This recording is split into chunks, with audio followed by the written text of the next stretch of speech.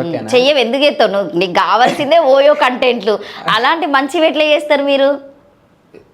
మీరని కాదు, జనరల్గా ఇన్స్టాలో కొంతమందిని కూడా పేర్లు నాకు తెలియకపోయినా కూడా నేను చాలా క్వశ్చన్ చేసిన వాళ్ళు కూడా ఉన్నారు. నా ప్రతి ఇంటర్వ్యూలో నేను అడుగుతా ఈ క్వశ్చన్.